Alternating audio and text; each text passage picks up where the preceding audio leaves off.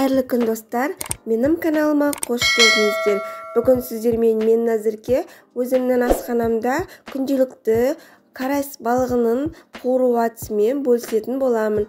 Осы әдіспен қуырылған карась балықтарын отбасым қатты жақсы көріп сүйіп жейді. Сіздер де осы рецептпен жасап көріңіздер, өкінбейсіздер. Ал ендеше кірісейік. Алдымен карась балықтарын сыртын қабыршақтарынан тазартып алуымыз керек. Ол үшін мен ыдысыма суымды құйып, пышақтың көмегімен сыртын тазалап бастадым. Судың әсері бұл жаңағы қабыршақтардың жан-жаққа ұшып, айналамызды бүлдірмес үшін суды пайдаланған жөн. Міне осылай балықтың екі жағын бірдей пышақтың көмегімен дұрыстап тұрып, шет жеріндегі бүкіл қабыршақтардың бәрін қырып алып тастаймыз.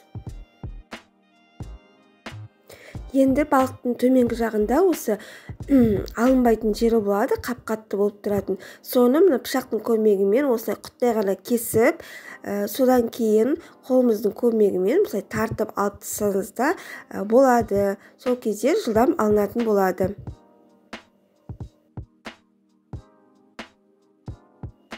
Енді балықтың ішін тазалайтын боламыз. Енді ол өзіңіз қалай ыңғайлы солай тазаласаңыз болады. Мен төменгі жағынан жоғарғы жаққа қарай кестім. Кескенде абай болып кесесіз. Мына ішіндегі ішек қарын жаңағы ішектерін бәрін оны лақтыратын боламыз.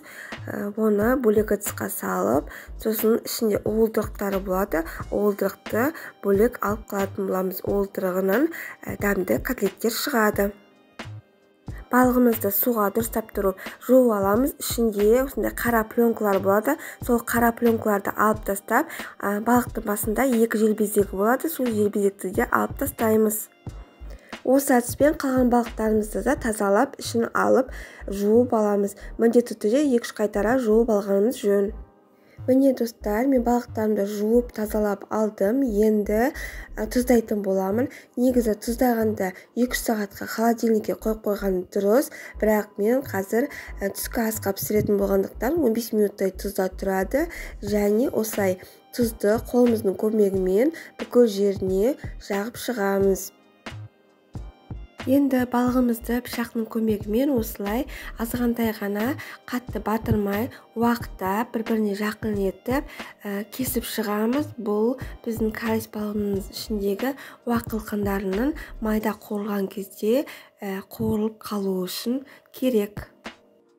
Міне осылай екі жағында кесіп шығамыз. Бүкіл балықтарымды осы әдіспен жәмендеп кесіп шықтым. Менде 6 балық шықты. Енді мен бұны ұнға аунатып қуыратын боламын. Әркім әртүрлі қуырады. Солай да қуыруға болады, немесе крахмалға аунатып қуыруға болады, майонезге аунатып қуыруға болады. Бірақ мен әрдайым ұнға аунатып қуырамын.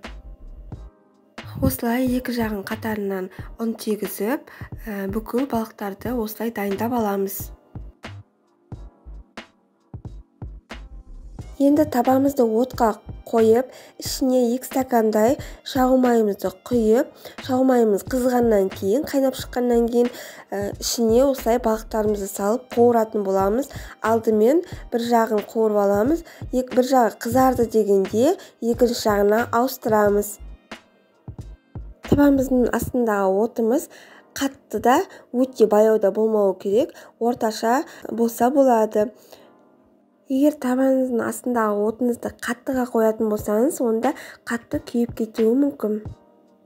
Отыңызды қаттыдан аздап сәл ғана азайтсаңыз болады. Сол кезде сіздің балықтарыңыз өте дәмді болып шығады. Міне, мен балықтарымды пісіріп алдым. Осындай дәмді, керемет, қып-қызыл болып қуырылған карась балықтары дайын болды. Сіздер де осы рецептпен міндетті түрде жасап көріңіздер, отбасыларыңыз қуанып қалсын. Достар, видеом ұнаса, менің каналыма тіркеліп, видеома лайк басып, комментарий жазып кетуді ұмытпаңыздар. Сау болыңыздар.